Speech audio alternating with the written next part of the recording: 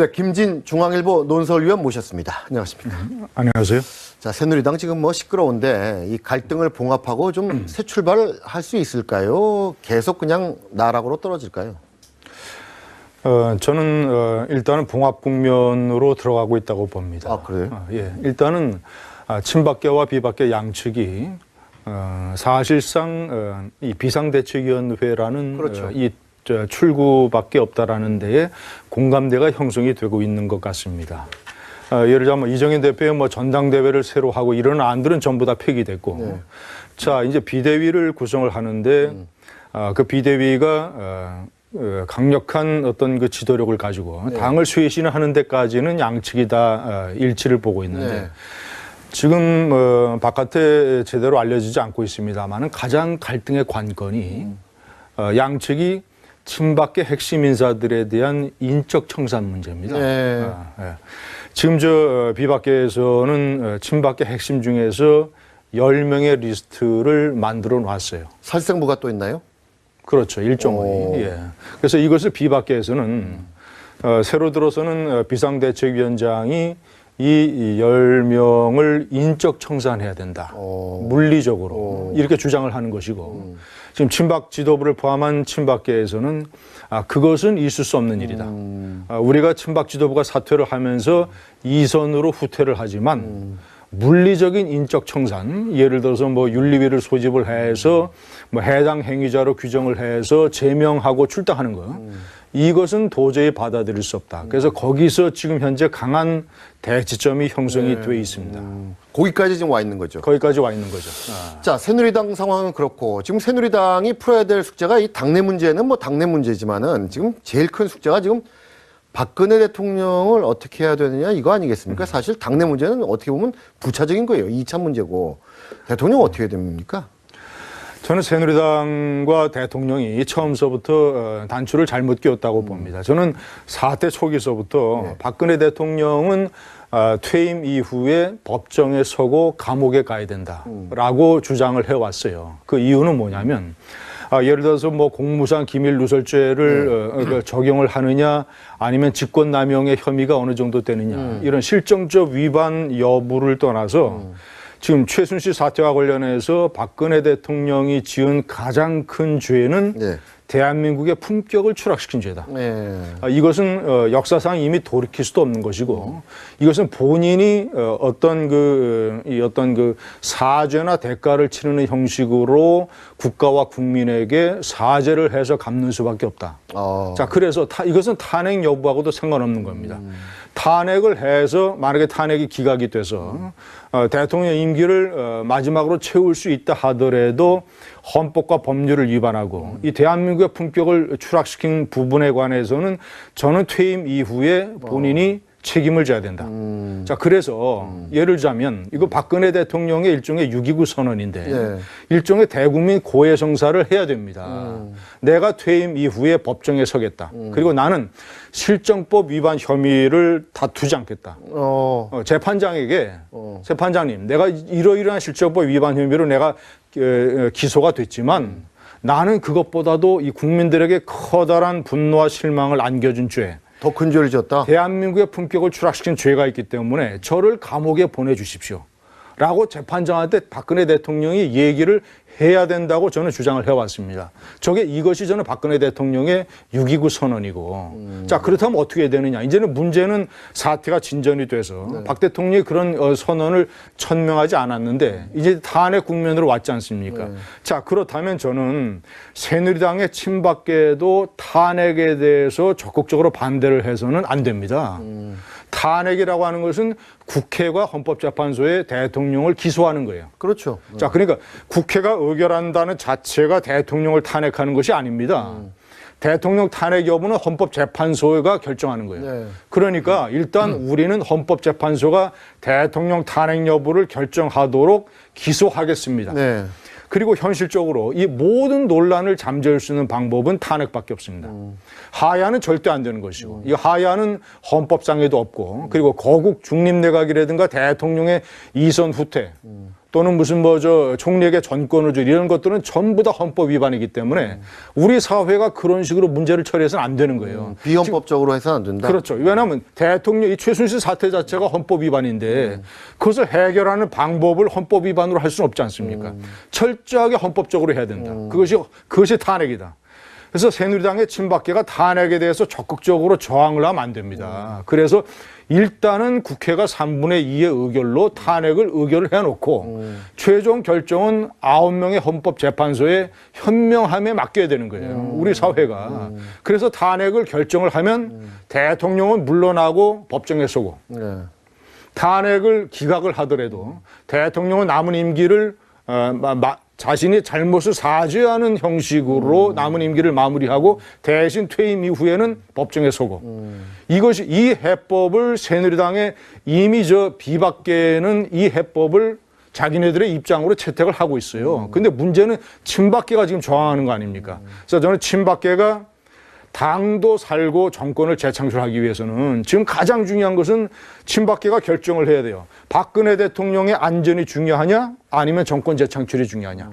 이것은 뭐 답이 여지가 없습니다. 정권 재창출이 중요하냐. 그렇다면은 자연스럽게 제가 물어보고 싶은 것은 지금 이 상황에서 정권 재창출이라는 말을 입에 올릴 수가 있습니까?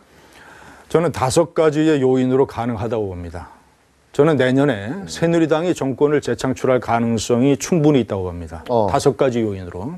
첫 번째. 자, 2개는 새누리당 내에 있고 2개는 야당에게 있고 하나는 나라 밖에 있습니다. 자, 보십시오. 우선 새누리당이 지금 현재 야권의 유력한 주자를 상대할 만한 사람이 없다라는 게 많은 사람들의 중론 아닙니까? 그렇죠. 저는 근데 절대로 그렇게 보지 않습니다. 왜냐하면 지금 저 올해가 설마가 사람 잡은 해라고 저는 봐요. 설마가 사람 잡은 해에 4개의 케이스만 들면 영국이 설마 EU를 탈퇴하겠느냐 했는데 탈퇴했습니다. 자, 나라 바깥에서 도널드가 설마 공화당 대통령 후보가 되겠느냐, 대통령이 되겠느냐고 했는데 트럼프가 대통령이 됐습니다. 자, 나라 안에서 호남 출신의 이정현 의원이 영남 정권의 여당 대표가 되겠느냐, 설마라고 했는데 됐습니다. 지난 4.13 총선 때 여당이 불리했지만 설마 제1당까지 내주겠느냐. 이렇게까지 지겠느냐. 라고 했는데 참패했습니다. 올해만 들어서도 중요한 설마가 4개가 사람을 잡았어요. 저는 내년에 설마 새누리당이 정권을 잡을 수 있겠냐라는 게 뒤집어질 가능성이 상당히 있다고 봅니다. 무슨 근거를? 자, 첫째는 자. 그래서 사람을 지금 기존에 거론되고 있는 후보 외에 새로운 후보, 참신한 비정치인 후보가 대통령 후보가 될 가능성이 있어요. 새누리당에서. 새누리당에서.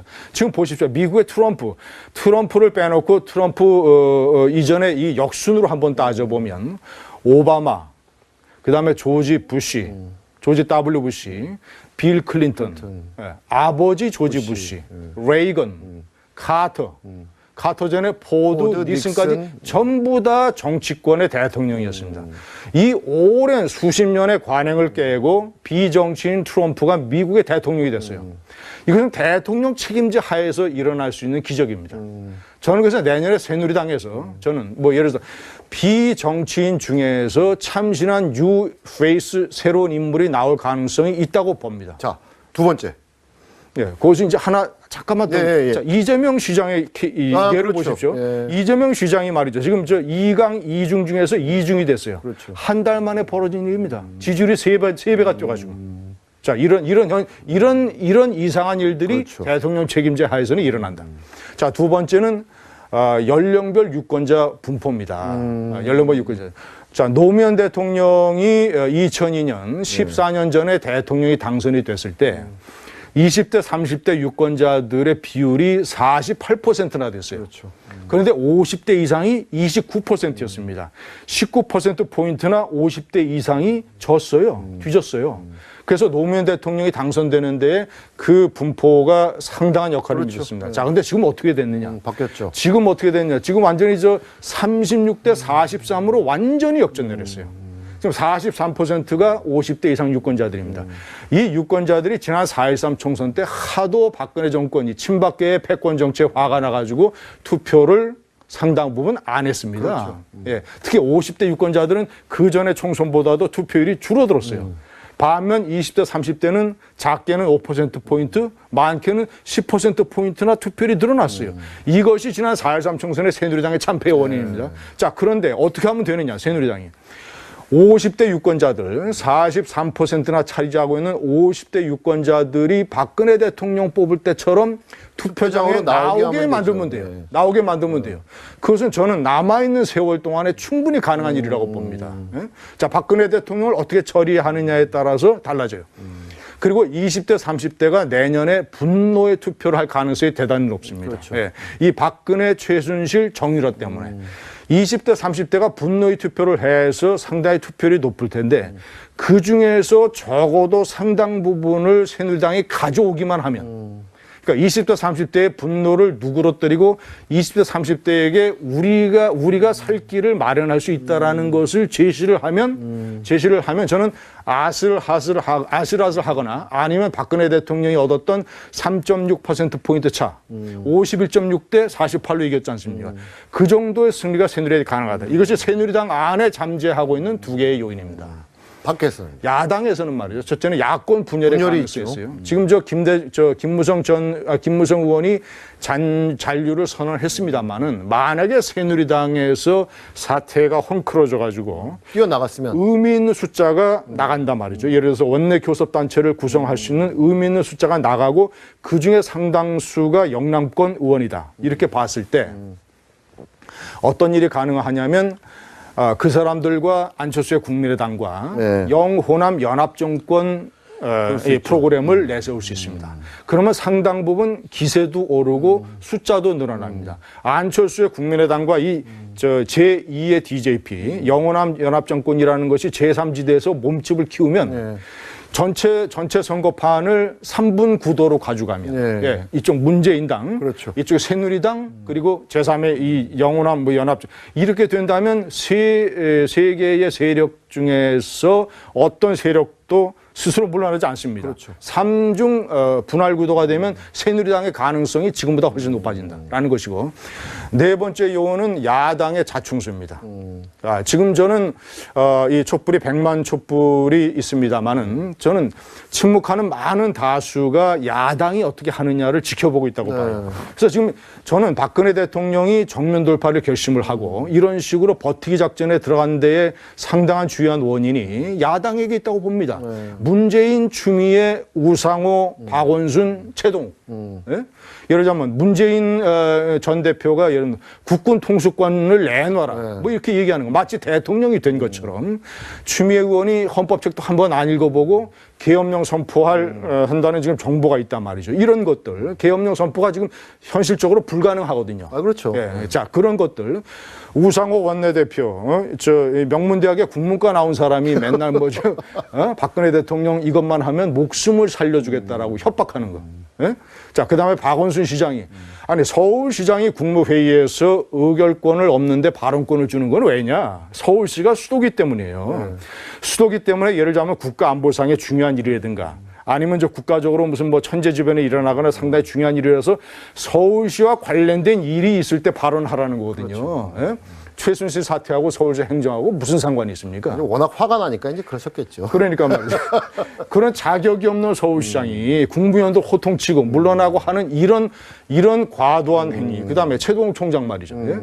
아니, 혼의 자식 때문에 쫓겨난 거는 세상이 다 아는 건데 민주화 투사로 둔갑을 해서 박지원 국민의당의 원내대표가 이 사람을 특검 후보로 적극적으로 고려한다고 했습니다. 그런데 최동욱 총장이 세상에 나와서 특검 제안을 받으면 할 용의가 있다고 그랬어요. 예?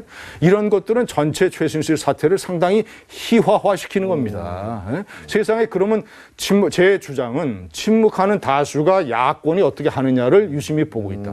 저런 것들은 말이죠. 침묵하는 다수의 또 다른 분노를 자아냅니다. 그럴 수 있죠. 지금 대통령이 되기 전에도 집권하기 전에도 이런 일이 벌어지는데 야당이 진보좌파 정권이 들어서면 도대체 어떤 일이 일어날 것인가.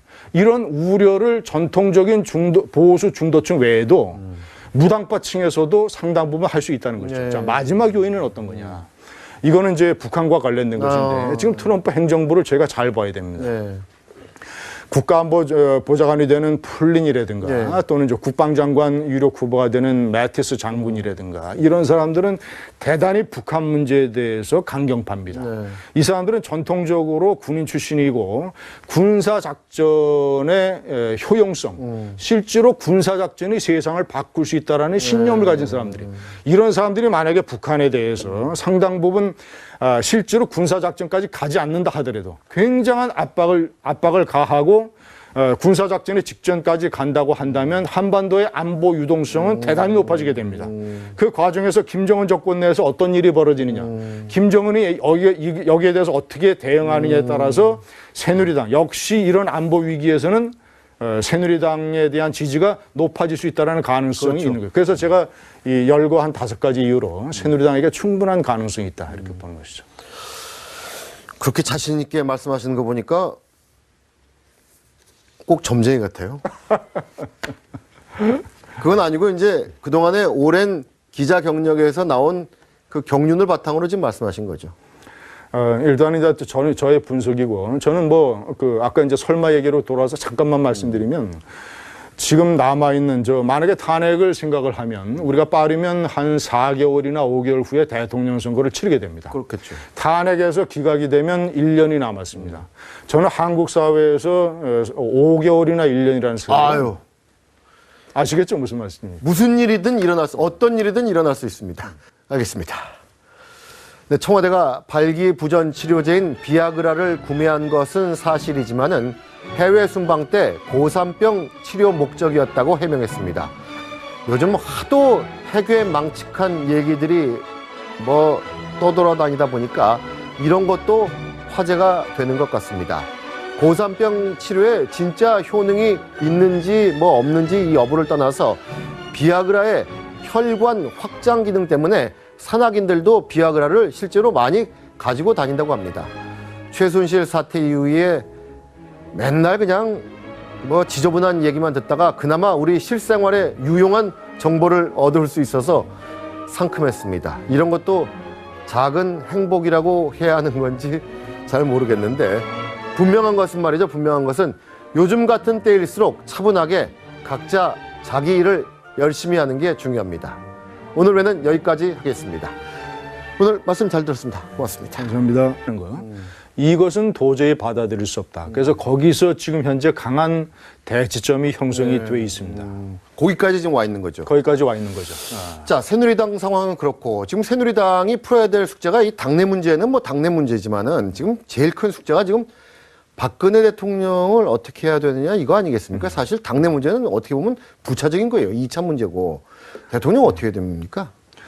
저는 새누리당과 대통령이 처음서부터 단추를 잘못 끼웠다고 봅니다. 저는 사태 초기서부터 박근혜 대통령은 퇴임 이후에 법정에 서고 감옥에 가야 된다라고 주장을 해왔어요. 그 이유는 뭐냐면 예를 들어서 공무상 기밀 누설죄를 적용을 하느냐 아니면 직권남용의 혐의가 어느 정도 되느냐 이런 실정적 위반 여부를 떠나서 지금 최순실 사태와 관련해서 박근혜 대통령이 지은 가장 큰 죄는 대한민국의 품격을 추락시킨 죄다. 이것은 역사상 이미 돌이킬 수도 없는 것이고 이것은 본인이 어떤 사죄나 대가를 치르는 형식으로 국가와 국민에게 사죄를 해서 갚는 수밖에 없다. 자, 그래서 이것은 탄핵 여부하고도 상관없는 겁니다. 탄핵을 해서 만약에 탄핵이 기각이 돼서 대통령 임기를 마지막으로 채울 수 있다 하더라도 헌법과 법률을 위반하고 이 대한민국의 품격을 추락시킨 부분에 관해서는 저는 퇴임 이후에 본인이 책임을 져야 된다. 자, 그래서 예를 들자면 이거 박근혜 대통령의 일종의 6.29 선언인데 일종의 대국민 고해성사를 해야 됩니다. 내가 퇴임 이후에 법정에 서겠다. 그리고 나는 실정법 위반 혐의를 다투지 않겠다. 재판장님, 내가 이러이러한 실정법 위반 혐의로 내가 기소가 됐지만 나는 그것보다도 이 국민들에게 커다란 분노와 실망을 안겨준 죄, 더 큰 죄를 지었다. 대한민국의 품격을 추락시킨 죄가 있기 때문에 저를 감옥에 보내주십시오. 라고 재판장한테 박근혜 대통령이 얘기를 해야 된다고 저는 주장을 해왔습니다. 이것이 저는 박근혜 대통령의 6.29 선언이고 자, 그렇다면 어떻게 해야 되느냐. 이제는 문제는 사태가 진전이 돼서 박 대통령이 그런 선언을 천명하지 않았는데 이제 탄핵 국면으로 왔지 않습니까? 자, 그렇다면 저는 새누리당의 친박계도 탄핵에 대해서 제대로 알려지지 않고 있습니다만은 가장 갈등의 관건이 양측이 친박계 핵심 인사들에 대한 인적 청산 문제입니다. 네. 지금 비박계에서는 친박계 핵심 중에서 10명의 리스트를 만들어 놨어요. 살생부가 또 있나요? 그렇죠. 일종의. 예. 그래서 이것을 비박계에서는 새로 들어서는 비상대책위원장이 이 10명을 인적 청산해야 된다. 물리적으로. 이렇게 주장을 하는 것이고 지금 친박 지도부를 포함한 친박계에서는 그것은 있을 수 없는 일이다. 우리가 친박 지도부가 사퇴를 하면서 이선으로 후퇴를 하지만 물리적인 인적 청산, 예를 들어서 뭐 윤리위를 소집을 해서 뭐 해당 행위자로 규정을 해서 제명하고 출당한. 네, 김진 중앙일보 논설위원 모셨습니다. 안녕하십니까? 안녕하세요. 자, 새누리당 지금 뭐 시끄러운데 이 갈등을 봉합하고 좀 새 출발을 할 수 있을까요? 계속 그냥 나락으로 떨어질까요? 저는 일단은 봉합 국면으로 들어가고 있다고 봅니다. 아, 그래요? 예, 일단은 친박계와 비박계 양측이 사실상 이 비상대책위원회라는 그렇죠. 이 출구밖에 없다라는 데에 공감대가 형성이 되고 있는 것 같습니다. 예를 들자면 이정현 대표의 뭐 전당대회를 새로 하고 이런 안들은 전부 다 폐기됐고, 네. 자 이제 비대위를 구성을 하는데 그 비대위가 강력한 어떤 그 지도력을 가지고 당을 쇄신하는 데까지는 양측이 다 일치를 보고 있는데 네. 지금 바깥에